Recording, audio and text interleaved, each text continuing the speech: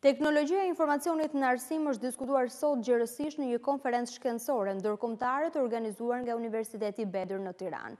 Pjesëmarrësit nënvizuan faktin se aplikimi i metodave të fundit të teknologjisë rrit përgatitjen e studentëve dhe i përgatit ata më mirë për tregun e punës.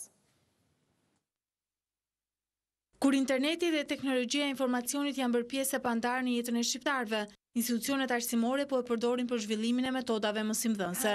Gjatë një konferencë ndërkombëtare shkencore, rektori i Universitetit Bedër në Tiranë u shpreh se përdorimi i teknologjive të reja i aplikuar gjërësisht në këtë institucion arsimor jo vetëm aftëson studentët, por i përgatit ata edhe për tregun e punës. Teknologjia e informacionit dhe komunikimit është mjeti më efikas për të përballuar këto standarde dhe për të realizuar një mësimdhënie të niveleve dhe të kërkesave dhe me kërkesat e kohës. Teknologjia përmirëson ndjeshëm mësimdhënien, cilësinë e saj, dhe e kthen të mësuarin në një proces bashkëveprues, që do të thotë studenti nuk është vetëm dëgjues, por është gjithashtu aktor në këtë proces. Kryetari i konferencës shkencore vlerësoi aktivitetin, që sipas tij është një mundësi edhe për shkëmbimin e eksperiencave me stafeve akademike.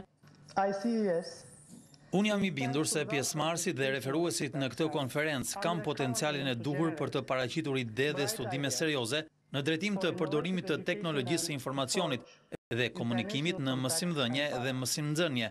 Jetojmë në epokën e teknologjisë dhe duhet të përfitojmë prej saj sa më shumë në mënyrë që të arrijmë standardet më të larta botërore në fushën e arsimit. Konferenca ndërkombëtare për teknologjinë në shkencat e edukimit u organizua në bashkëpunim me Universitetin Publik të Elbasanit dhe institucione akademike nga Turqia.